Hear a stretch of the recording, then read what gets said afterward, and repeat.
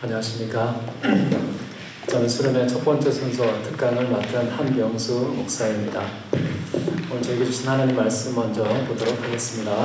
이사야서 11장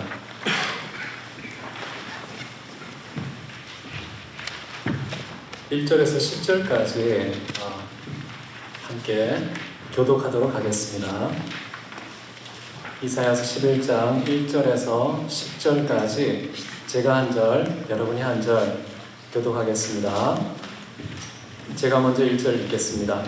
이새의 줄기에서 한 싹이 나며 그 뿌리에서 한 가지가 나서 결실할 것이요 그의 여호와의 영 곧 지혜와 충분의 영이요 모양과 자유의 영이요 지식과 여호와를 경외하는 영이 강해 하시리니 그가 여호와를 경외함으로 즐거움을 삼을 것이며 그의 눈에 보이는 대로 심판하지 아니하며 그의 귀에 들리는 대로 판단하지 아니하며 공의로 가난한 자를 심판하며 정의로 세상의 영전한 자를 판단하시며 그의 입에 막대기로 세상을 치며 그의 입술의 이름으로 왕을 죽일 것이며 공의로 그의 허리띠를 삼으며 성실로 그의 몸에 띠를 삼으리라. 그때 네가 얼마나 세상에서 영원히 너와 함께 누우며 저와 너와 하늘이 있어 너희 아이에게 들리며 암소와 곰이 함께 먹으며 그것들의 새끼가 함께 엎드리며 사자가 소처럼 풀을 먹을 것이며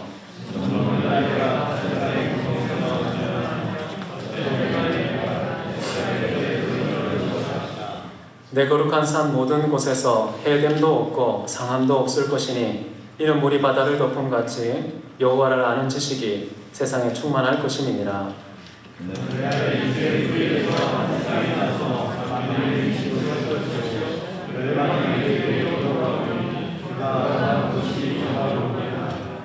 아멘.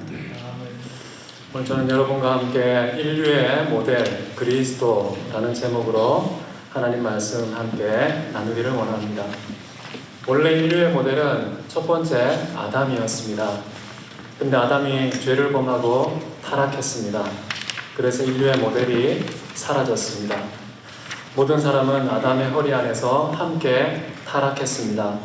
그래서 모든 사람은 죄인에 의해서 출생하고 죄인으로 태어나는 것입니다.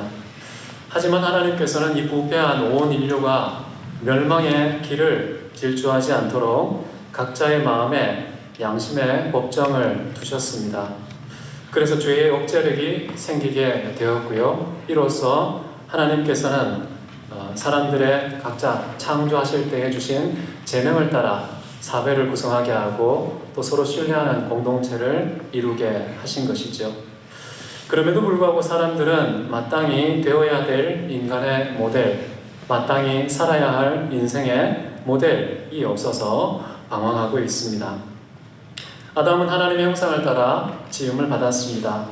죄로 말미암아 그 형상은 부서지고 틀어졌죠. 하지만 이것은 일반적인 은총을 통해서는 해결되지 않는 영적인 문제입니다. 그래서 하나님께서는 인간에게 특별한 은총을 베푸셨습니다. 그 은총은 바로 하나님의 말씀인 것이죠. 이 말씀은 인간이 존재에 뿌리를 두고 있는 신적인 형상의 본체라는 것을 사도 바울은 말하고 있습니다. 다시 말하면 말씀은 마땅히 되어야 할 인간의 모델이고 마땅히 살아야 할 인생의 모델이 되는 것이죠. 성경에 주어진 이 모든 말씀은 바로 인류의 모델로서 주어졌다라고 우리는 생각하게 됩니다. 자, 그런데 그 말씀이 육신이 되어서 우리 가운데 거하신 분은 누굴까요? 그분은 바로 그리스도 예수인 것이죠. 이 예수님은 바로 모든 말씀의 마침이요, 성취요, 완성이 되신다고 말씀하고 있습니다. 태초부터 지금까지, 창세기부터 요한계시록까지 하나님께서 우리에게 주신 그 모든 말씀은 누구를 가리켜 기록된 책일까요? 이 모든 것이 바로 그리스도 예수를 가리켜 기록된 책입니다. 우리에게 주신 모든 하나님의 말씀은 우리 인간이 누구인지, 누구여야 하는지, 어떻게 살아야 하는지, 무엇을 위해 살아야 하는지, 그것에 질서를 부여하고 규범을 설정하는 진리의 말씀입니다. 그 모든 진리의 완성은 바로 말씀이 육신이 되어 오신 그리스도 예수라는 것이죠. 그런 의미에서 보면은 우리는 예수님을 어떻게 생각하면 좋을까요? 물론 우리는 그리스도를 믿고 구원을 받고 하나님의 자녀가 되며 영원한 천국에서 최고의 특권을 누리며 영원히 살 것입니다.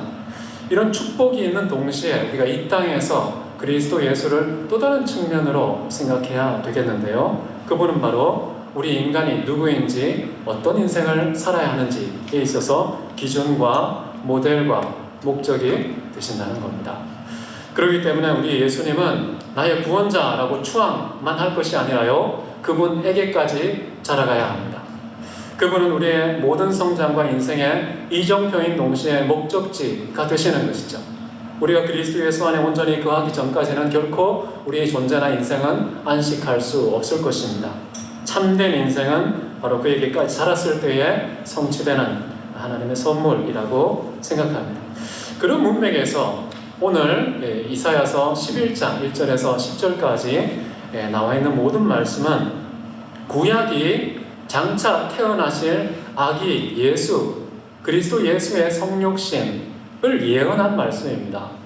그 육신으로 오신 예수는 도대체 누구일까를 구약의 관점에서 선지자의 글을 통해서 우리에게 알려주는 그런 예수님의 독특성, 예수님의 됨됨이와 예수님의 인생, 예수님의 구체적인 삶의 내용이 무엇인지를 우리에게 참으로 차곡차곡 침착하게 가르쳐주는 내용이라고 볼 수 있습니다.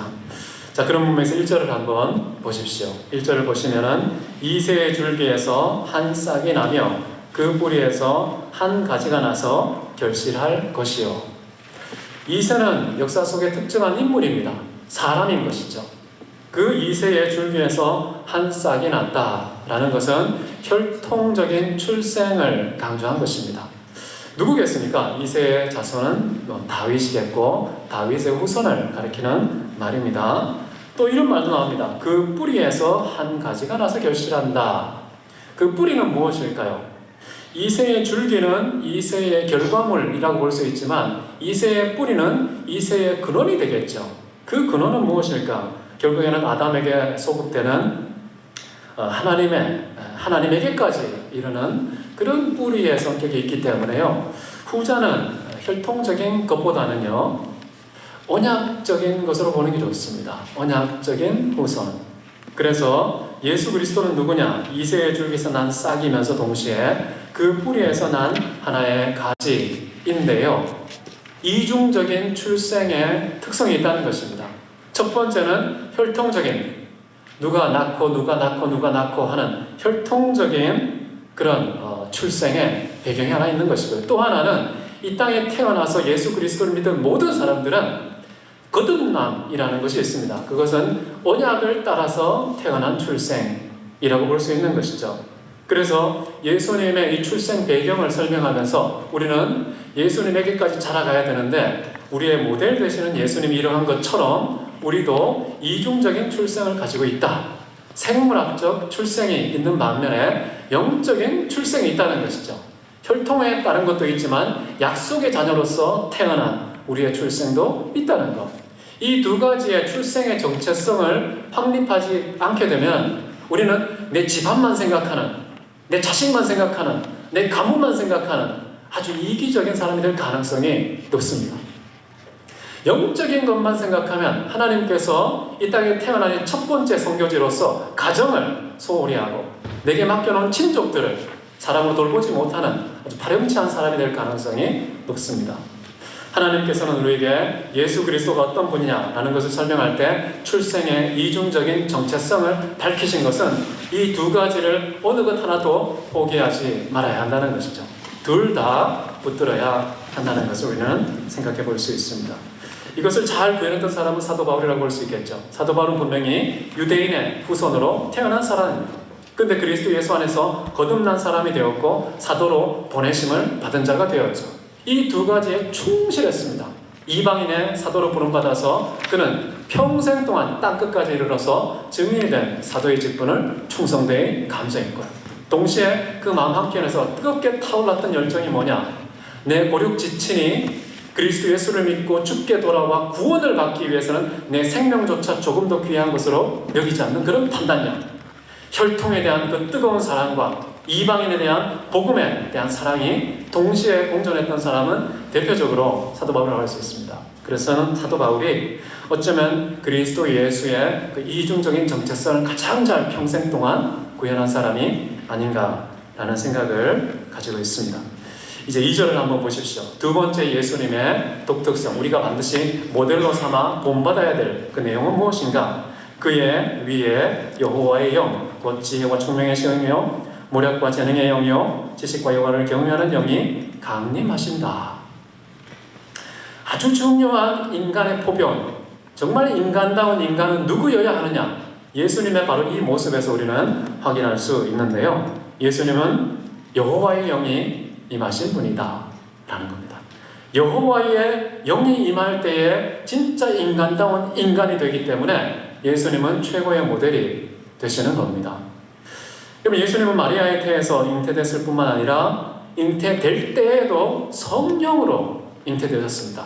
여호와의 영으로 잉태가 되셨고요. 출생하신 이후에도 성령이 비둘기같이 임하여서 그 충만함을 이루었다는 것을 우리는 알고 있습니다. 그래서 예수님의 출생도 성령으로 말미암은 것이고요. 우리도 예수 그리스도 안에서 성령의 중생케 하심을 따라서 우리는 거듭난 출생이 비로소 가능하게 되는 것이고요. 예수님께서 본격적인 공생애를 시작하실 때 요단강에서 세례를 받고 위로부터 성령께서 비둘기같이 임하셔서 비로소 본격적인 사역을 수행하신 것처럼 우리의 인생도 정말 하나님의 자녀라는 공인으로서 이 땅에 살아가는 인생도 성령의 충만함 없이는 아무것도 하지 못한다는 것입니다. 본래 하나님께서 이 땅에 인간을 창조하실 때 흙으로 사람을 지으신 다음에 어떻게 했습니까? 그 코에 생기를 불어 넣으셨죠. 예수님은 제자들에게 숨을 불어 넣으시면서 뭐라고 얘기했습니까? 성령을 받으라. 우리는 이 창세기와 이 복음서 사이에 비교를 통해서 원래 인간은 성령의 충만함 없이는 생명이 될 수 없는, 산자처럼 살 수 없고 시체처럼 살 수밖에 없는 그런 인간의 독특성을 창조하는 방식을 통해서 이미 설명한 것이 아닌가라는 생각이 듭니다. 창조하실 때 그 코에 생기를 불어 넣으셨다는 것은 물론 그 입에서 나온 어떤 것이 전달된 것이기 때문에 입에서 나온 말씀이기도 합니다. 그러나 동시에 그 코에 생기를 불어넣으셨다는 것은 성령의 메시지도 굉장히 강한 것이죠.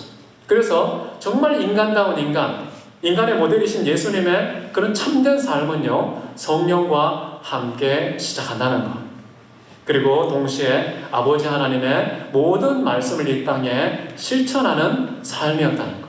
말씀과 성령이 겸비되어 있는 그런 인생을 사셨다는 것이 우리의 모델이 된다는 것입니다. 그래서 우리도 그 입에서 나오는 그 생기, 다시 말하면 하나님의 말씀과 성령, 그것으로 충만함을 입었을 때 비로소 우리는 바르게 살아갈 수 있다는 것이죠. 실제로 우리가 성령께서 우리에게 임하시면 어떻게 되는가? 그 구체적인 특징들을 여기 보면은 크게는 3개의 묶음으로 하고 있는데요. 첫 번째는 뭡니까? 지혜와 총명의 신이 우리에게 임한다는 것입니다. 성령이 우리에게 임하여서 지혜와 총명이 주어짐이 없이도 인간답게 살 수 있다? 말도 안 되는 것이죠. 참된 인간은요, 하나님께서 우리에게 당신의 형상대로 지은 그런 우리 인간이 인간다우려면 어떻게 해야 되느냐? 성령으로 충만해야 되고 그 성령이 임하시면 우리가 권능을 받습니다. 권능을 받고 예루살렘, 온 유다, 사마리아 땅끝까지 증인이 되는데요. 그 권능들이 뭔지, 구체적인 권능은 핵주먹이 아닙니다. 근력이 아닙니다. 성경이 말하는 성령의 권능은 저는 이사야서가 잘 설명해 줬다고 생각해요. 6가지. 첫 번째는 지혜라는 것이죠. 이 지혜와 이 총명은 이 세상에서 주어지지 않습니다. 이 세상 누구에게서 이것을 찾을 수 있을까요? 어떤 장소에서 찾을 수 있을까요? 어떤 현상과 사건에서 이 지혜와 총명을 건질 수 있습니까? 여러분, 구약에서 가장 탁월한 신학자가 누구입니까? 욥 아닙니까? 그 욥이 욥기를 기록하면서 이런 말을 했습니다. 이분은 정말 치열하게 인생에 정말 해석이 되지 않는, 이 땅의 문법으로 설명되지 않는 그 재앙을 당하면서 도대체 이 사태를 어떻게 이해하고 어떻게 대처할지 인생을 걸고 고민했던 그 사람이 끊임없는 질문을 던지면서 결국에는 지혜를 찾고 싶었고 명철을 구하려고 노력했습니다. 그러다가 부딪힌 그 한계를 이렇게 설명을 합니다. 욥기 28장 12, 13절인데요. 지혜는 어디서 얻으며 명철이 있는 곳은 어디인고 그 길을 사람이 알지 못하나니 사람 사는 땅에서는 찾을 수 없구나. 정직한 인간의 한계를 고백하는 것이죠. 이 세상에 정말 지성인이라고 하는 교수의 직분을 가지면 우리는 정말 탁월한 지혜와 명철의 소유자인 것처럼 생각합니다. 상대적으로 평가하죠. 나보다 덜 배웠지, 나보다 덜 알지 라는 그런 상대적인 기준을 따라서 나는 그러면 지성인이고 지혜자야 라는 그 무의식 중에 갖고 있는 그런 자존감이 있을지도 모르겠습니다. 그런데 정말 최고의 신학자였던 욥은요, 정말 이 땅의 모든 영역을 다 뒤져보고 모든 만물을 다 훑어봤지만 도무지 내가 명철과 지혜를 찾지 못하였다. 이 땅에서는 포기해야 된다 라는 이야기를 해주고 있습니다. 그러면서 결국에 내린 욥의 결론은 무엇이냐? 그것은 바로 23절에 나오는데요. 하나님이 그 길을 아시며 있는 곳을 아시나니. 찾아가는 길도 알 수 있고요, 어디에 있는지 그 장소도 알고 계시다 라고 얘기합니다. 명철의 초소는 어디인고 지혜의 좌소는 어디인고 이렇게 질문을 던졌는데 땅에서는 찾지 못했는데요, 하나님은 알고 계시고 그리고 그 아는 장소에 도달하는 길도 알고 계시다 라는 이야기를 하고 계신 것이죠. 그래서 여러분 어떻게 하면 좋겠습니까? 예수님께서 성령 하나님의 영이 임하여서 지혜와 총명을 얻으신 것처럼요, 우리의 모델이신 예수님처럼 우리도 어떻게 해야 되겠습니까? 하나님께 구해야 됩니다. 왜냐하면 그분만이 그 좌소를 알고 계시고 가는 길도 알고 계시니까요. 이 하나님의 지혜를 추구하기 위해서 우리는 성령을 구해야 한다는 것입니다. 자, 그러면 이게 지혜와 명철의 총명의 시인이 라고 했을 때에 이 실질적인 내용이 뭐냐? 과연 그곳에 도달하면 그 길을 따라서 갔을 때에 도달한 그 지혜와 명철의 내용은 뭐냐 했을 때에 욥기 28:28에 있습니다. 28장 28절 보시면요, 보라, 우리의 모든 주의를 집중시키는 말입니다. 찾고 또 찾아서 이렇게 도무지 이 땅에서는 찾을 수 없다는 절망을 체험한 사람이 드디어 찾을 수 있어라는 희망의 빛을 봤을 때에 보라라는 감격의 말과 함께 이런 얘기를 하는 것이죠. 주를 경외함이 지혜요, 악을 떠남이 명철이라. 이 두 가지 짝꿍이 맞물려 있습니다. 하나님은 경외해야 되고요, 악은 끊고 떠나야 된다 라는 것입니다.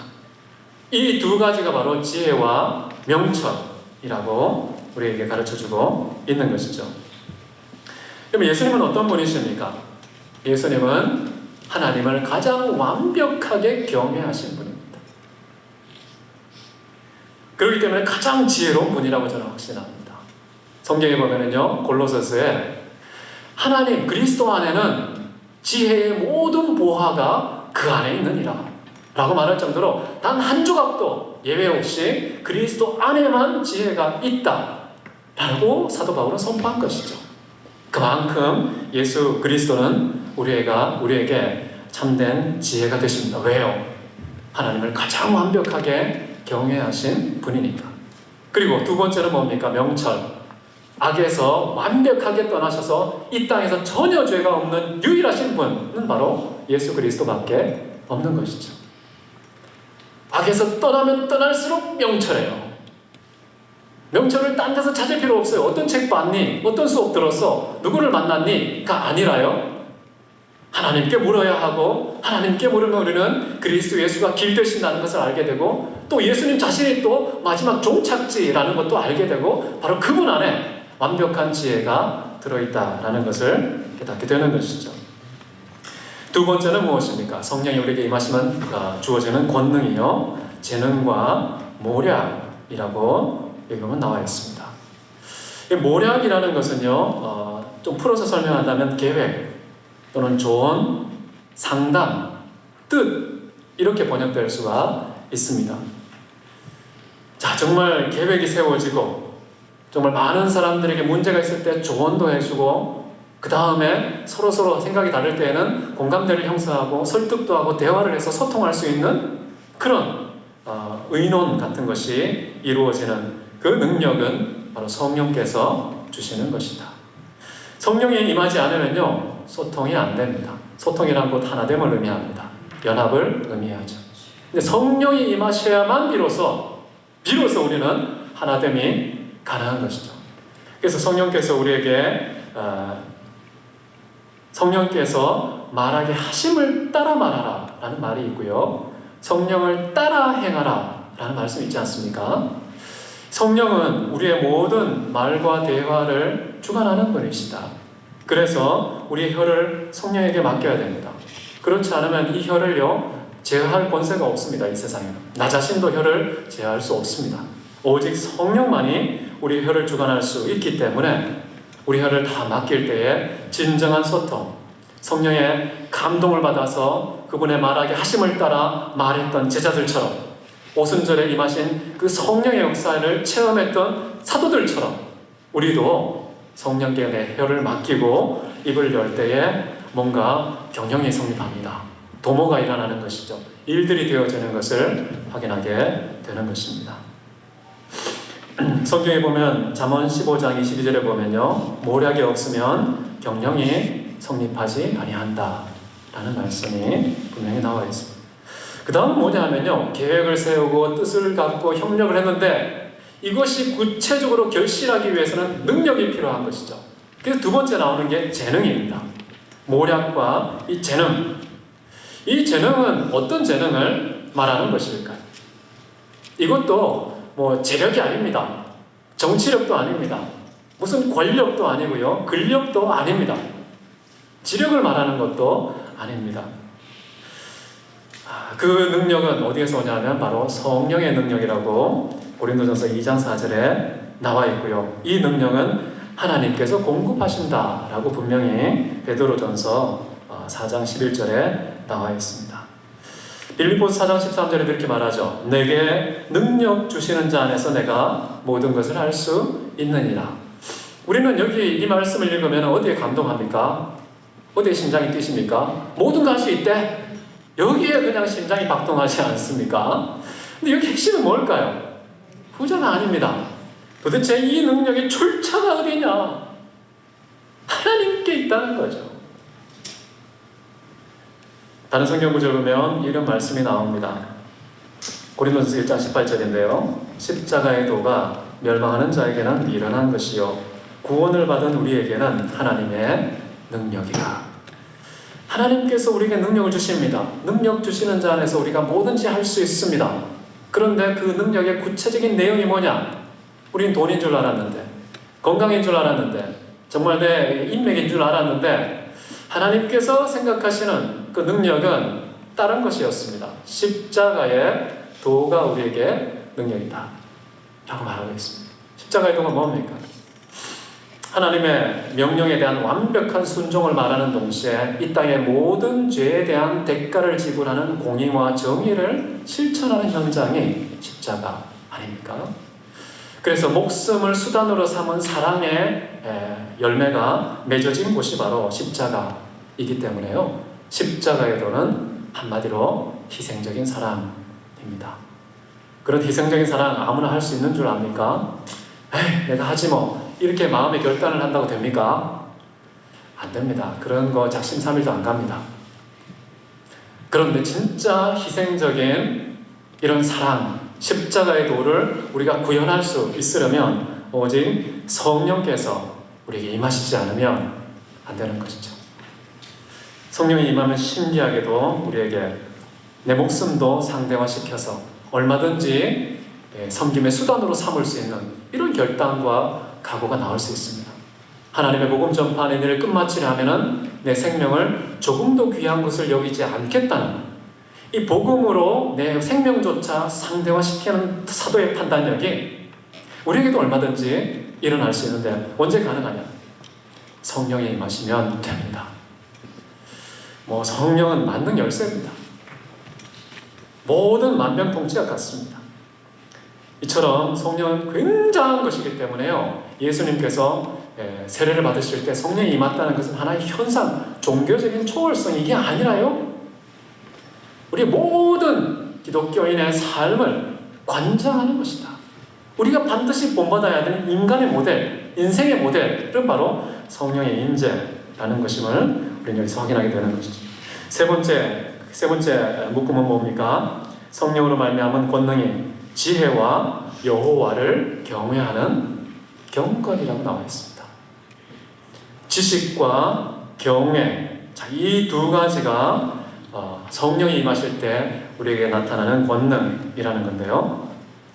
먼저 진리와 관련해서 보면 진리의 지식은 오직 성령에 의해서만 주어진다라는 것을 여러분 믿으시기 바랍니다.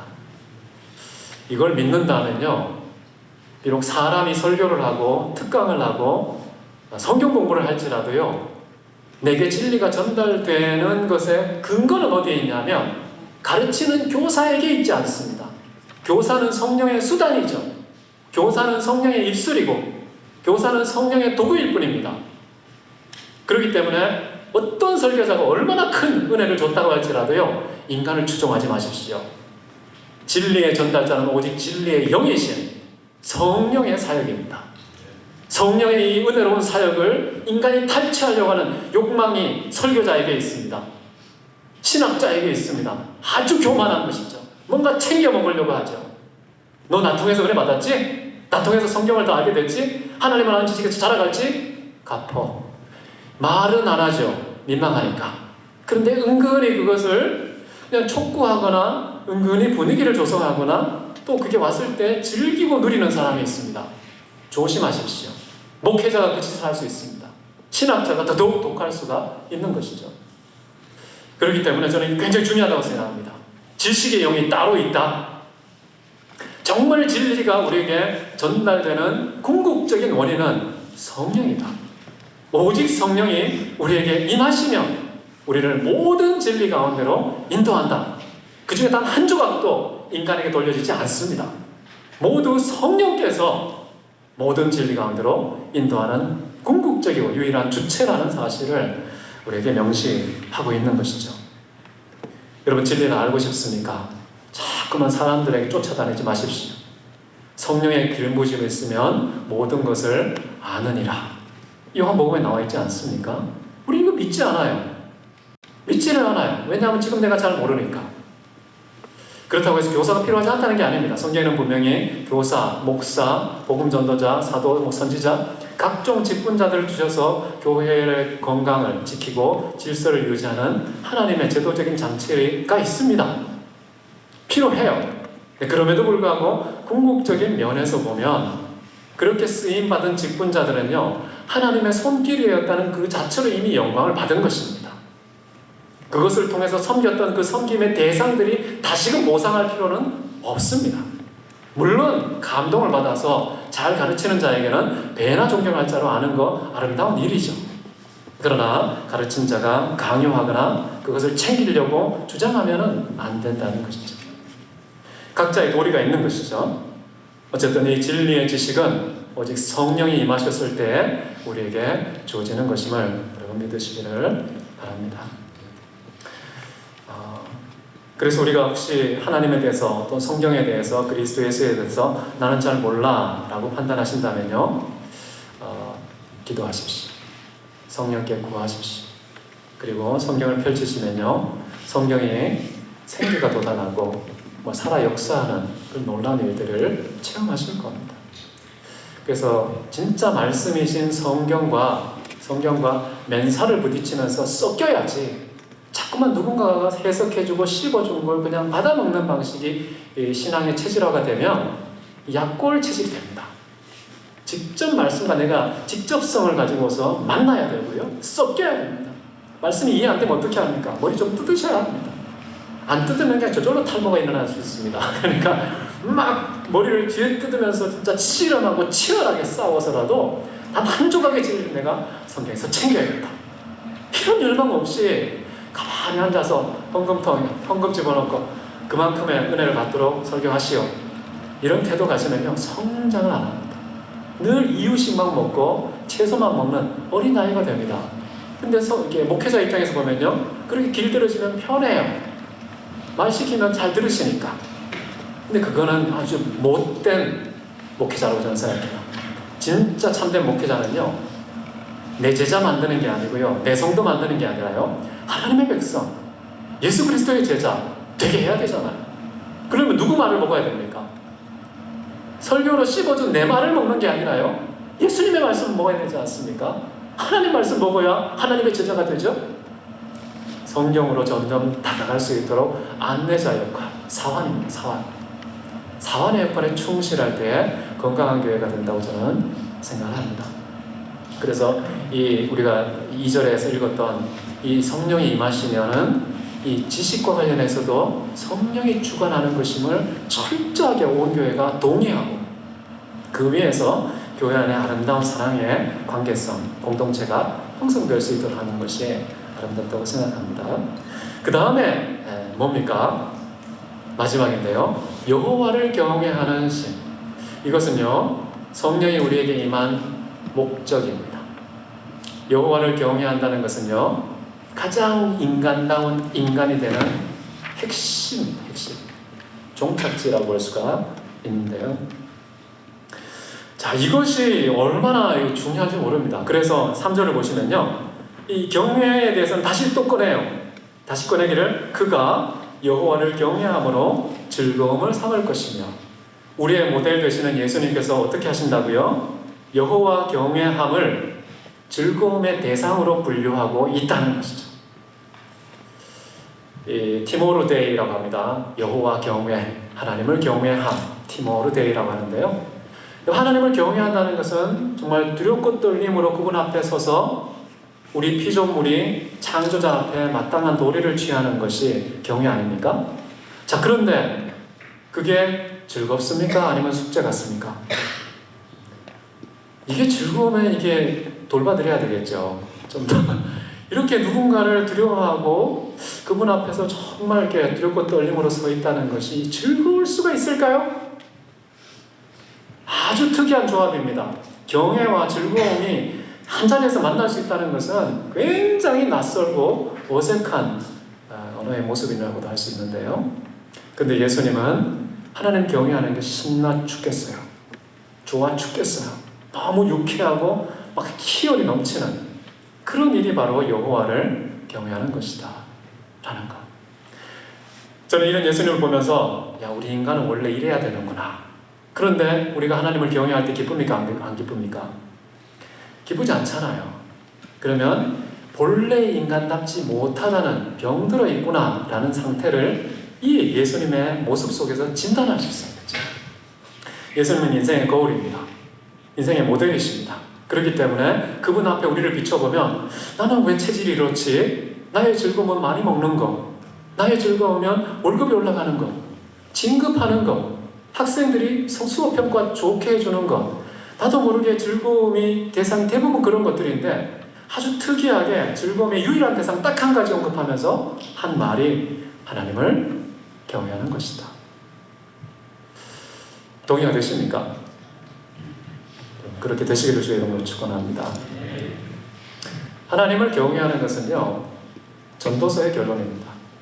그럼 전도서가 주제가 뭡니까? 헛되고 헛되며 헛되고 헛되니 모든 것이 헛되도다. 헛됨이 주제입니다. 근데 그 마지막 결론 12장 13절에 그 모든 헛됨의 진정한 의미를 밝힐 때 뭐라고 얘기합니까? 내가 인생의 모든 결국을 다 이야기해줬다. 헛됨. 그러면 이 헛됨을 극복하는 방법, 이 헛됨의 장벽을 뛰어넘는 방법 뭐냐?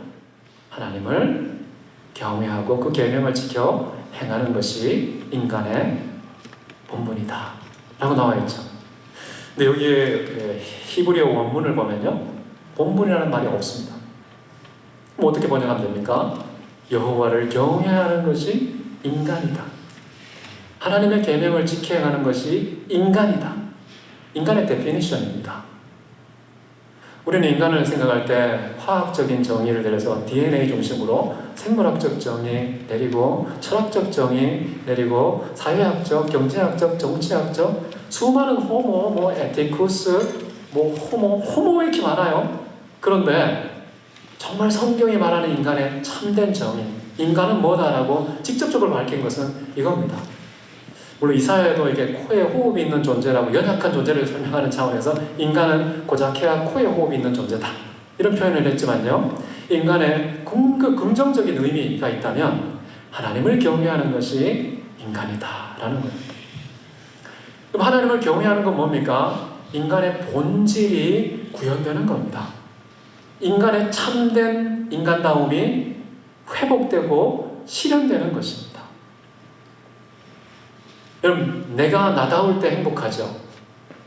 우리는 한 번도 내가 나다운 적이 없어서 진짜 내가 누군지도 모르는 사람들이 주변에서 합의를 본 나, 사람들에 의해서 만들어진 나, 사람들의 기대치가 조성한 나, 길들여진 나를 나로 알고 있잖아요. 근데 진짜 내가 되려고 해야 되는데 그것은 바로 하나님을 경외하는 게 바로 진짜 나다, 인간이다 라는 것은 아주 중요한 내용입니다. 근데 이런 맥락에서 여러분 예레미야 선지자 아시죠? 그분이 예레미야서 2장 19절에서 이런 말을 얘기합니다. 이스라엘 백성들이 다 멸망했다는 거예요. 왜 멸망했느냐? 그 이유는 바로 생각의 결과라, 이런 말도 나옵니다. 너희가 멸망한 것은 생각의 결과라는 말도 나오는데요, 조금 더 다르게 진단을 이렇게 합니다. 너희가 하나님을 버린 것과 그 안에 여호와를 경외함이 없는 것이 너희에게 악이요 고통인 줄 알라. 악과 고통이 동시에 언급됩니다. 하나님을 경외함이 우리 안에 없으면 어떻게 되느냐? 그게 하나님 앞에서 최고의 악이라는 겁니다. 두 번째는요, 우리 편에서 보면 고통이라는 겁니다. 하나님을 경외하는 것이 인간인데 하나님을 경외하지면 어떻게 되는 것입니까? 인간이길 포기하는 거 아닙니까? 인간이길 중단하는 거 아닙니까? 더 이상 인간일 수 없는 그런 상태가 바로 하나님을 경외함이 우리 안에 없는 것이구나 라는 거예요. 심각하게 받아들여야겠죠. 여전히 하나님을 경외하고 그분을 예배하고 그분을 찬양하고 하나님의 말씀을 조금씩 알아가는 것, 이것이 숙제와 같이 답답하고 괴롭고 불쾌한 일로 여겨진다면 우리의 영적 체질을 점검할 필요가 있습니다. 예수님처럼요, 그게 즐거워야 돼요. 하나님을 기념하는데, 하나님을 높이는데, 그분이 영광을 받으시는데 내 심장이 뛰어서 건들 수 없는 상태가 되는 것, 기쁘고 즐거워서 감당할 수 없는 그런 상태가 된 체질이 진짜 인간이라는 거예요. 진짜 그게 예수님의 참된 모습이었다라는 것이죠. 그래서 여러분 어떻습니까? 하나님을 경외하는 것이 최고의 복이면서요, 인간의 인간다움을 구현하는 것이면서요, 그 반대편에는 인간에게 하나님 앞에서 저지르는 최고의 죄가 그 경외함을 중단하는 것, 그것이 결국에 나에게 형벌로 온 최고의 고통이라는 것. 그래서 하나님께 저지르는 죄와 하나님께서 우리에게 부과하는 형벌이 동시에 맞물려 있는 지점이 어디냐면 하나님 경외라는 것입니다. 그렇기 때문에 하나님을 경외함을 즐거움의 대상으로 분류한다는 것 자체는 굉장한 영적 실력이다. 이런 가치관, 판단, 인생관을 갖고 살 수 있다면 그 사람은 어디에 가도요, 하나님을 기념하고 높이는 자가 될 것입니다. 어디 갖다 놔도 그 사람 때문에 그 주변에 있는 모든 공동체가 변화를 일으키는 그런 주역이 되리라고 저는 믿습니다.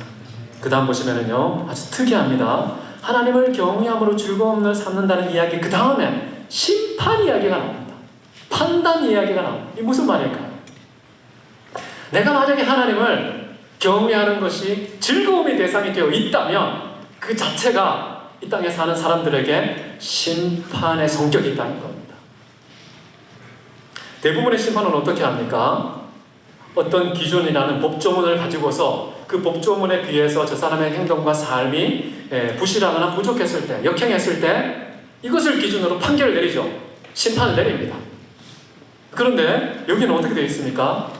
그가 여호와 경외함을 즐거움의 대상으로 여긴 것 자체가 기준이 되는 심판이 이루어질 것이다 라는 거예요.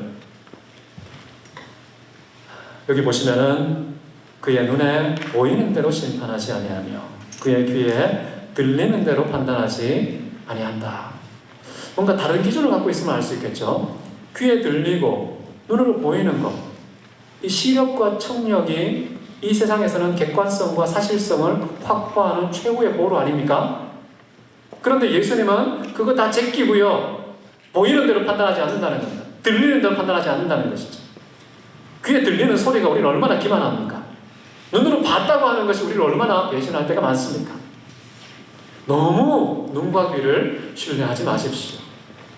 믿음의 눈으로 보이지 않는 것을 보는 자로 있어야 우리는 정확한 기준을 감지하고 그것에 입각하여서 삶을 살아갈 수 있겠죠. 그런데 예수님께서는요, 눈에 보이는 것과 귀에 들리는 것을 기준으로 삼지 않았기 때문에요, 외모로 꾸미고 조작하고 연출하는 것으로 예수님을 속일 수가 없습니다. 예수님은 다른 차원의 기준을 가지고 판단하고 심판하는 분이시다. 자, 그게 무엇인지 구체적으로는 4절에 보면 나와 있습니다. 4절에 보십시오. 공의로 가난한 자를 심판하며 정직으로 세상에 겸손한 자를 판단할 것이며. 자, 이거 한번 보십시오. 공의와 정직이라는 것이 나왔습니다. 하나님께서 뭔가 판단하시고 하나님의 나라를 세워가는 그 중추적인 역할을 감당하시는 예수님께서는 공의와 정직을 사용한다. 다른 곳에서 보면요, 이사야서 9장에 나와 있습니다. 한 아이가 우리에게 낳고라는 말 나오죠. 그 한 아이가 누구겠습니까? 예수님 아닙니까? 근데 예수님은 누구냐? 다윗의 왕권, 왕좌에 앉아서 그 나라를 군림하며 지배하며, 그 다음에 뭐가 나오냐면요, 공의와 정의로 영원히 경고해야 하실 것이다 라는 말씀이 나옵니다. 하나님의 나라를 견고하게 영원토록 보존하시는 두 가지의 방법이 있다는 것이죠. 첫 번째는 뭐라고 했습니까? 정의. 두 번째는 공의라는 것입니다. 둘 다 거기에서 거기 같은데요, 좀 다릅니다. 히브리어 원문도 다르고요. 그럼 정의가 뭐겠습니까? 정의. 마이클 샌들, 정의란 무엇인가? 하버드에서 떴던 그 강좌 아시죠? 그것이기도 하긴 하겠지만은 성경이 말하는 정의는요, 행한 대로 갚으시는 하나님의 사법적인 공평성을 말합니다. 사법적인 공평성. 그렇기 때문에 선을 행한 사람 하나님께서 보상하시고요, 악을 행하면은 형벌을 내리십니다. 근데 이것은 사회법과 좀 다릅니다. 사회법은 주로 눈에 보이는 것, 귀에 들리는 대로 주로 증언을 듣고 증거물을 보면서 이 사람이 뭐 했어? 라고 판단하잖아요. 근데 이 사법적인 정의는 뭐냐 하면, 하나님의 정의는 눈에 보이는 것만 보지 않습니다. 마음의 동기도 저울질 하시는, 영혼의 무게와 색깔과 온도도 다 측정하시는 분입니다. 그래서 만물이 마치 벌거벗은 것처럼 다 드러나는 재판관이 바로 하나님이신데, 그 하나님 앞에서 이루어지는 정의라는 것은요, 가시적인 것만이 아니라 보이지 않는 것도 해당되는 것이다. 사람들에게 관찰된 것만이 아니라 하나님 사람이 보지 못하는 것까지도 고려한 정의가 이루어진다는 것입니다. 그런 정의가 구현될 때 진정 하나님의 나라는 견고하게 세워진다라는 것입니다. 이게 첫 번째 도구로서의 정의. 두 번째 공의는 뭐냐면요, 관계적인 공평성을 말합니다. 공의라는 것은요, 주로 사람과 사람 사이의 관계성에 초점을 둔 공평성을 말하는 것인데요, 그건 이런 겁니다. 사람을 대할 때 그 사람이 갖고 있는 존엄성과 가치에 상응하는 예우를 해줘야 비로소 공의가 이루어졌다라고 얘기를 하는 것입니다. 근데 사람들은 어떻게 합니까? 눈에 보이는 대로 아름다우면 잘해주고, 예쁘면 잘해주고, 눈에 보이는 대로 부자면 좀 잘해주고, 권력이 높으면 보이는 대로 잘해주고, 늘 귀와 눈에 의존한 판단력을 가지고 사람을 대하지 않습니까? 근데 하나님은 한 영혼을 어떻게 대하십니까? 창세기에서는 어떻게 평가를 했죠? 보시기에 심히 좋았다라는 평가를 모든 사람들에게, 하나님의 형상대로 지음받은 모든 사람들에게요, 보시기에 심히 좋았다는 신적인 평가를 내리셨습니다. 이 신적인 평가에 이의를 제기할 사람은 아무도 없습니다. 피조물이 주관적인 정말 편협한 판단력을 가지고 감히 어떻게 하나님께서 내린 그 판단을 뒤집어 볼 수 있습니까? 여러분 자신에 대해서도요, 하나님이 내리신 심히 좋았다의 평가를 변경하지 마십시오. 여러분 자식들에 대해서도 공부 못하고 성적을 받아보지 못했다, 그래도요, 여러분이 함부로, 비록 핏줄을 따라서 내 자식이지만 하나님의 형상대로 지음받은 하나님의 자녀를 함부로 평가하고 폄하하고 무시하지 마십시오. 자녀와 부모 사이에 공의가 있어야 됩니다. 자녀를 대우할 때 한 사람이 갖고 있는 그 가치와 존엄성은 내가 만들어 놓은 게 아닙니다. 내 기준을 따라서 평가해서도 안 됩니다. 하나님이 지으셨고요, 하나님의 기준을 따라서 평가해야 우리는 사람들에게 공의를 집행하는 자가 되는 것이죠. 예수님은 어떻게 하셨습니까? 모든 사람을 동등하게 대우하셨습니다. 맞습니까? 예수님은요, 죄인들과 함께 하셨습니다. 거지들과 함께 하셨습니다. 창녀들과 함께 하셨습니다. 세리들과 함께 하셨습니다. 밥도 먹고 말도 섞으면서 그들이 예수님에게 형, 오빠 그래도 부끄러워하지 않으셨다고 나와 있습니다. 형제라 부르기를 부끄러워하지 않으셨다는 것. 정말 대단하지 않습니까? 그게 진짜 공의예요, 공의. 한 사람이 갖고 있는 존재의 무게는요, 가치는요, 존엄성은요, 하나님께서 정하신 거예요. 그분의 기준을 따라서 이미 평가가 끝난 거예요. 그것을 우리가 임의적으로 있는 기준들, 부나 외모나 권력, 가문 이런 것을 기준으로 삼아서 어떤 영혼을 평가하는 순간 하나님의 신적인 판단을 왜곡하는 자가 됩니다. 맞짱을 뜨겠다는 것이죠. 하나님의 판결봉 대신에 내 판결봉을 마구 휘두르면서 잘못된 판단을 내리는 것, 여러분 주의해야 되겠습니다. 그래서 정의와 공의가 구현될 때 거기에 하나님의 나라가 견고히 세워집니다. 가정도 그렇고요, 강의실도 그렇고요, 교수회도 그렇고요, 대학도 직장도 마찬가지입니다. 모든 우리가 서 있는 곳에 공의가 이루어졌을 때 그곳에는요, 비록 우리 교회에 등록이 안 되어 있다도요, 하나님의 나라가 그 가운데 세워지는 것입니다. 그런 하나님을 믿고 예수 그리스도는 공의로 심판하고 정직으로 판단한다. 근데 여기 주의할 것은 뭐냐면요, 판단과 심판의 대상이 누구냐가 참 중요해요. 보십시오. 누굽니까? 첫째는 가난한 자, 둘째는요, 겸손한 자. 우리가 좀 납득하기 어려운 대목입니다. 왜냐하면 심판과 판단의 대상은 주로 부당한 방법으로 권력을 취한 자, 불법적인 수단으로 부를 축적한 자, 부하고 높은 권력의 소유자가 심판과 판단의 대상이 되어야 되는데 지금 여기에 뭐가 나와 있습니까? 가난한 자, 우리가 돌봐줘야 되고 섬겨야 되는 대상인데 심판의 대상으로 언급되고 있고요. 겸손한 자, 겸손한 자도 당연하지 않습니까? 우리가 존경해야 되고 그 사람을 본받아야 되는 것인데 그런 대상을 심판하고 판단한다. 자, 이 말은 어떻게 이해하면 좋겠습니까? 우리는 사람들이요, 나 자신도 속고 타인도 속이기 위해서 얼마든지 연출할 수 있는 조작의 명수입니다. 온갖 우상의 공작수가 우리고요, 거짓의 아비가 마음껏 헐거하는 것이 우리의 마음 아닙니까? 그래서 예레미야는 만물보다 심히 부패하고 거짓된 것이 인간의 마음이다. 이 세상에서는요, 사람들 사이에 합의를 봐서 이 사람 겸손해, 이 사람 참 가난하다, 정직하게 살았나 보다 라고 하지만요, 하나님 앞에 서면요 가난하다고 봐주지 않습니다. 세상 사람들이 이구동성으로 참으로 겸손한 자다 분류할지라도 거기에 기준에서 나타나지 않습니다. 하나님은 하나님의 기준이 있습니다. 가난한 사람도 못된 사람 많습니다. 겸손한데 조그만 껍질 몇 개 벗고 보니까 정말 교만한 사람 많습니다. 어디까지가 겸손이고 어디까지가 교만한지, 얼마만큼 교제해야, 얼마나 깊이 나눠야, 친밀해야 그 사람의 정체를 확인할 수 있는지 우리는 잘 모릅니다.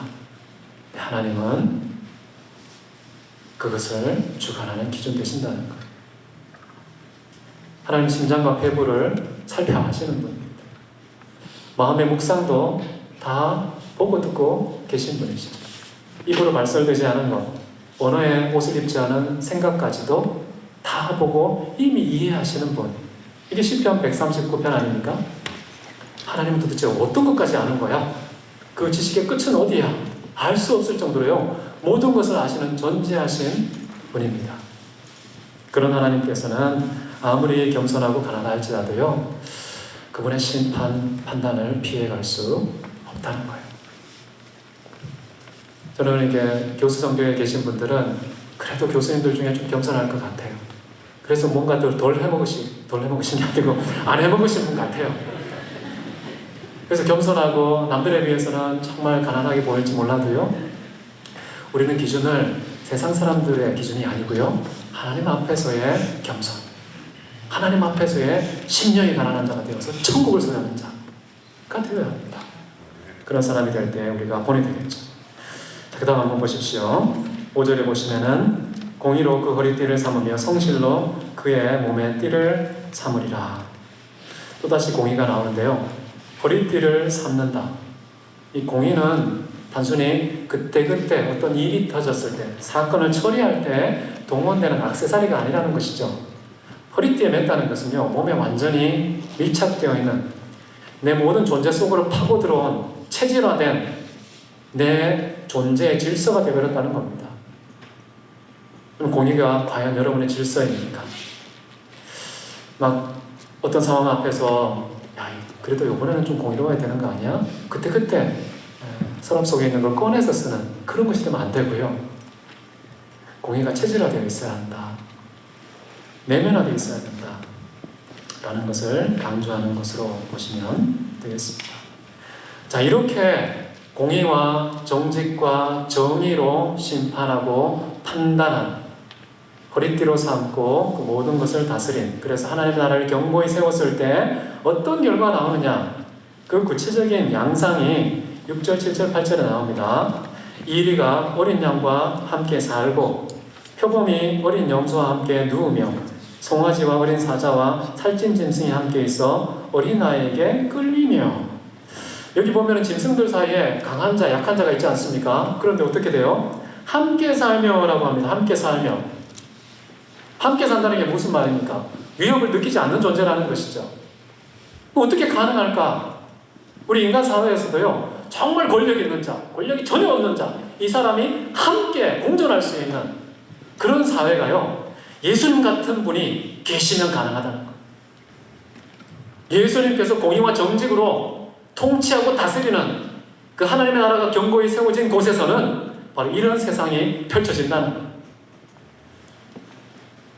그렇기 때문에 우리 대학 사회나 아니면 대한민국 사회나 정말 강자, 약자, 정말 부자, 빈자, 가난한 자, 건강한 자, 어떤 부류의 사람이든지 공존해서 함께 살 수 있어야 되겠고요. 또 하나 동사가 나옵니다. 함께 누우며. 눕는다는 게 무슨 말입니까? 최고의 평안의 상태 아닙니까? 화목이 절정에 이른 상태를요, 함께 눕는다 라는 표현을 쓰는 것이죠.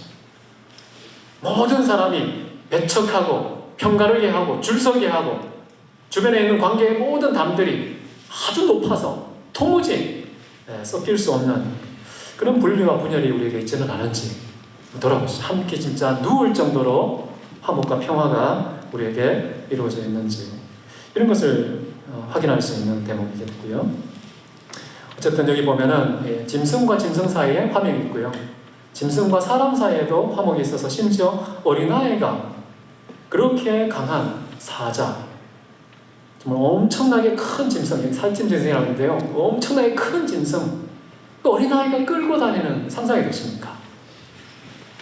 이 세상 우리에게 익숙한 질서를 따라서는 도무지 확인할 수 없는 이 현상이 예수 그리스도가 오시면 공의와 정의로 다스리시는 그분이, 여호와를 경외하는 그분이, 하나님의 영이 임한 그분이 계시면 이런 현상들이 생긴다는 겁니다. 내가 속한 대학은 어떻습니까? 과연 그런 모습이 구현되고 있습니까?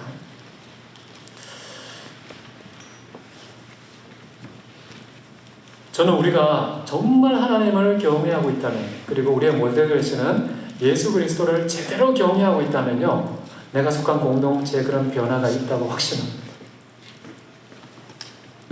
남편과 아내 사이 먼저 한번 보십시오. 하나님을 경외하지 않으면 반드시 싸우게 되어 있습니다. 어떤 식으로든 이기적인 자기유익만 추구하는 남남의 삶을 같은 집에서 살 수 있습니다. 에베소서 5장을 보면 이런 말씀이 나오죠. 여호와를 경외함으로, 또는 그리스도 예수를 경외함으로 피차 복종하라. 피차 복종하라. 아까 이사야서는 어떻게 됐습니까? 사자가, 아주 거대한 짐승이 누구에게 복종합니까? 어린아이에게 복종하여 끌려다니는 이런 모습. 그렇기 때문에 이런 말이 나옵니다. 남편은 아내에게 복종해야 되고요, 아내는 남편에게 복종해야 된다. 예수 그리스도를 경외하면 그런 서로가 서로에게 복종하는 관계성이 형성된다는 거예요. 부모 자식은 어떻습니까? 자녀는 부모에게 공경하고, 부모는 자녀에도 순종하고 복종해야 됩니다. 피차 복종하는 관계. 상전과 종은 어떻습니까? 상전은 종에게 복종하고, 종도 상전에게 복종하고. 이 세상의 질서가 아니에요. 천국의 질서입니다. 특히 종이 상전에게 복종하는 건 맞지만, 상전이 종에게 복종한다는 것은 있을 수 없는 일이라고 생각하기 쉽습니다. 여러분, 학교의 직원 선생님들 어떻게 생각하십니까? 조교를 어떻게 대하십니까? 우리 내 수업을 듣고 있는 강의실의 학생들은 어떻게 생각하고 계십니까? 복종의 대상으로 생각한 적 있습니까? 여러분 집안에 있는 자식에게 복종의 대상이라고 생각해 본 적 있습니까? 없죠. 성경에 어디 나와 있어? 라고 할 수 있겠지만 에베소서에 분명히 나와 있습니다. 정말 어린아이가 아주 강하고 큰 자를 이끄는 이상한 현상, 이사야에서 예언된 그 현상이 예수로 말미암아 일어나게 돼요. 그래서 남자나 여자나 동등하다고 얘기합니다. 종이나 자유자나 동등하다고 얘기합니다. 이방인과 유대인이 동등하다, 헬라인과 야만인이 동등하다고 얘기합니다. 종과 상전이 동등하다고 얘기합니다. 어린아이와 노인이 동등하다고 얘기합니다.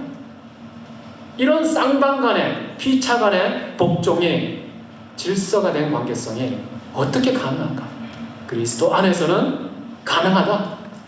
왜냐? 그리스도가 진짜 인간이니까, 참된 인간 공동체의 중심이니까, 인간의 모델, 인류의 모델, 인생의 모델이 되시는 분이 바로 예수이시기 때문에요, 그런 분이 있으면 되는 겁니다. 여러분 집안이나 우리 학교에요, 여러분 그런 사람이 되십시오. 예수님, 인류의 모델이신 예수님을 닮은 자가 될 때에 이런 공동체가 형성된다는 거 참 놀랍지 않습니까?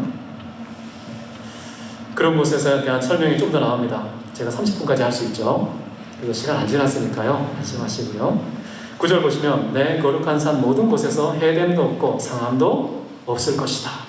해로움도 없고 상함도 없다. 무슨 말일까요? 가해자도 없고 피해자도 없다. 이렇게 보시면 되겠습니다. 모든 공동체, 이 세상에는요, 반드시 갑질하는 사람이 있고 을질당하는 사람이 있습니다. 근데 갑질이 완전히 실종된 그런 사회, 교회 공동체가 그렇게 돼야 되고요, 믿음의 공동체가 그렇게 돼야 된다는 것이죠. 정말 예수님 같은 분이 있으면 이렇게 된다는 거예요. 그 다음에 또 구체적인 이유를 이렇게 말합니다. 이는 물이 바다를 덮은 같이 여호와를 아는 지식이 세상에 충만할 것이기 때문이다 라는 이유를 밝힙니다. 하나님을 아는 지식이요, 물이 바다를 덮은 같이 이 세상에 충만하면 어떤 결과가 나오느냐? 이런 현상이 나타난다. 해됨도 없고 상함도 없게 된다는 거예요. 모든 다양한 종류의 사람들이 다 평화롭게 공존할 수 있다는 것이죠. 그래서 여러분, 하나님을 아는 지식에서 여러분 자신이 먼저 자라가시기를 바랍니다.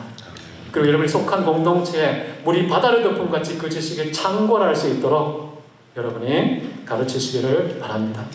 예수님께서 가르치시는 방법은요, 입술만 시끄러운 교육이 아니었습니다. 예수님은 삶이 교육이었고요, 삶이 말씀이었습니다. 그래서 보여주는 말씀, 들려주는 말씀, 맛보는 말씀, 오감으로 체감할 수 있었던 그 말씀의 인생을 사셨기 때문에 하나님을 아는 지식이 충만할 수밖에 없습니다. 그렇기 때문에 우리가 가는 곳곳마다 이런 지식의 충만함, 진리를 아는 지식의 충만함이 우리에게 임하면 좋겠습니다. 자, 마지막으로 10절을 한번 보십시오. 그날에 이새의 뿔이 산 싹이 나서 만민의 기치로 설 것이요 열방이 그에게로 돌아오리니 그가 거한 곳이 영화로우리라.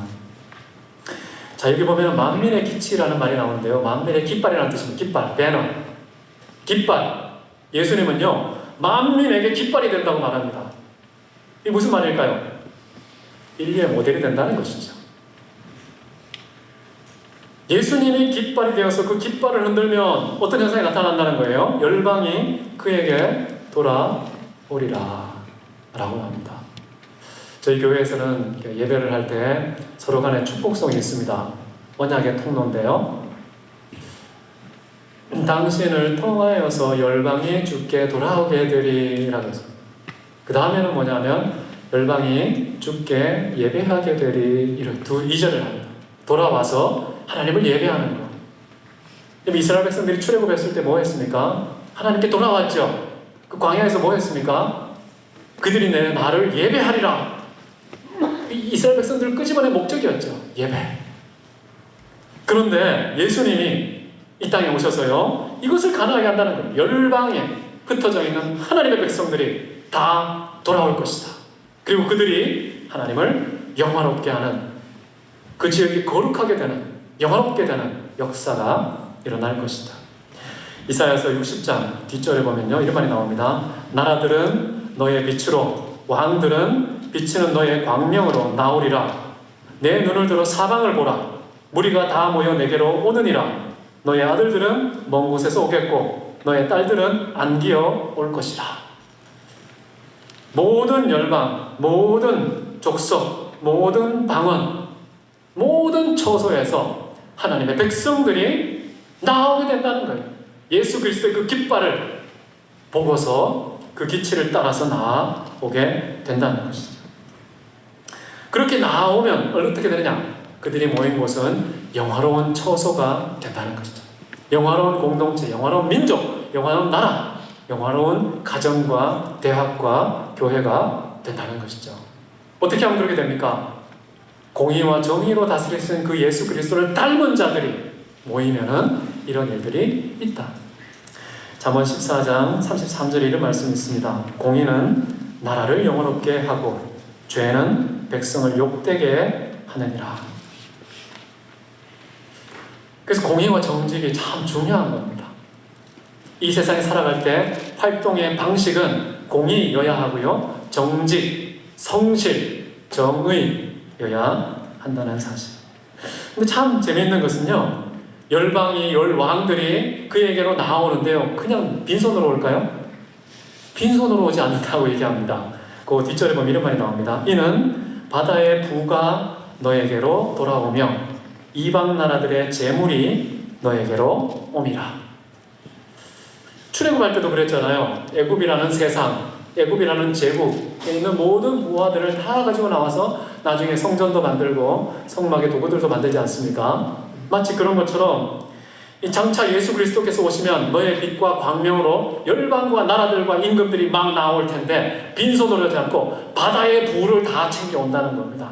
땅에 있는 모든 재물을 다 챙겨서 온다는 겁니다. 또 이것을 문자적으로 해석해서 금, 은, 모화 이걸로 생각하실 필요는 없죠. 여러분, 새벽이슬 같은 주의 청년들은 보석 아닙니까? 하나님을 사랑하고 주께로 돌이키는 영혼 자신이요, 보석이에요. 그렇기 때문에 이런 표현을 하는 겁니다. 이 땅 구석구석에 바다 가운데 있는 자일지라도 그 속에 박혀있는 하나님을 사랑하는 하나님의 자녀라는 그 보석, 그 보석이 바다와 땅 모든 곳에서 모여와서 참으로 아름다운 영화로운 곳이 되게 한다는 것이죠. 우리 전주대로 그렇지만 여러분이 속한 모든 대학에요, 정말 새벽이슬 같은 청년들, 보석 같은 그 영혼들이 죽기로 돌아오면 여러분의 대학이 영원하게 될 줄 믿습니다.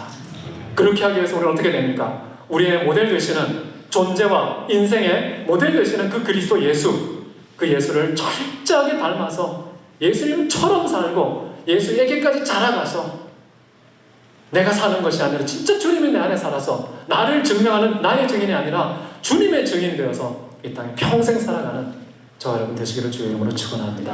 함께 기도하겠습니다. 이 시간 기도할 때 다 같이 한번 기도하면 좋겠습니다. 하나님, 정말 예수님은 나에게 구원도 주셨지만은 어떻게 살아야 하는지 인생의 모델도 되어주신 것을 감사합니다.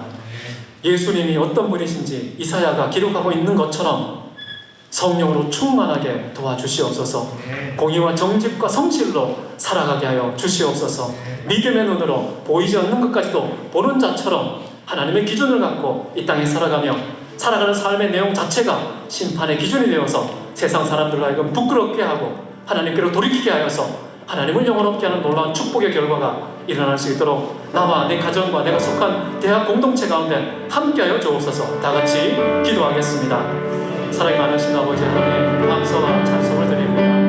주님, 저희들에게 참으로 귀한 은혜 주셔서 하나님을 알게 하시고 캠퍼스에서 가르치는 사역 맡게 하시니 감사합니다. 주님, 저희에게 맡기신 영혼들 한 영혼 한 영혼을 천하보다 귀히 여기고 그들이 주께 돌이킬 때에 주님께서 기뻐서 주체할 수 없는 은혜가 있는 것을 기억하고 참으로 그들에게 하나님의 생명을 전파하며 예수 그리스도를 보여주며 주께로 돌이키는 역사가 일어날 수 있도록 우리 주님 축복하여 주시기를 원합니다. 우리가 개개인이 그러하기를 원하고 속한 가정이 그러하기를 원하고 속한 대학 공동체가 그러하기를 원합니다. 존귀하신 우리 주님께서 함께하셔서 살아계신 우리 아버지 하나님 그 큰 영광과 우리 모두에게 임하여서 주님만 바라보시며 놀라운 축복이 일어나게 하도록 역사하여 주시옵소서. 존귀하신 우리 주님께서 함께하시고 영광 받아주시고 우리 주님의 귀한 하나님 하나님께서 우리를 생각하여 주시옵소서. 아버지 사용하여 주시옵소서. 사랑이 많으신 하나님 아버지, 우리가 무엇이간데 우리를 생각하시며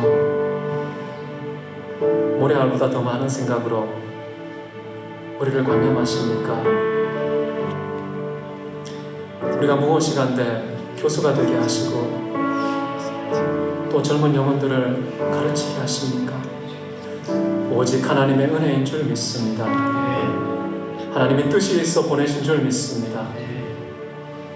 내 과목에 수강하는 모든 수강생들 한 사람 한 사람이 하나님이 보내신 영혼인 줄 믿고 그 영혼을 위해서 매 학기마다 새벽에 눈물로 무릎을 적시며 기도하고 그 영혼이 주께로 돌아오기를 간절히 소원하며 치열하게 살아가는 저희들 되게 도와주시옵소서. 한 영혼이 천하보다 귀합니다. 그 영혼이 죄의 자리에서 돌이켜 주께로 돌아왔을 때 아버지께서는 의인 99이 그에게 주는 기쁨보다 죄인 하나가 돌이켜서 주께 주신 기쁨이 더 크다고 하신 것처럼 그 즐거움과 기쁨을 이기지 못하셔서 일어나 춤추시며 노래하시는 그 하나님의 마음을 알아서 복음의 증인이 되게 하여 주시옵소서. 내가 속한 캠퍼스에서 예수의 모습을 보여주는 증인이 되게 도와 주시옵소서. 참된 인간다운 모습을 본 보이신 예수 그리스도를 닮아 작은 예수가 되어서 내가 속한 가정과 교회 공동체와 일하는 대학 캠퍼스 공동체 안에서도 하나님의 거룩한 나라가 임하기를 원합니다. 모든 사람이 평등하게 공평하게 화목하고 사랑하는 평화의 공동체가 이루어질 수 있도록 샬롬의 영광이 가득한 캠퍼스가 되게 도와주시옵소서.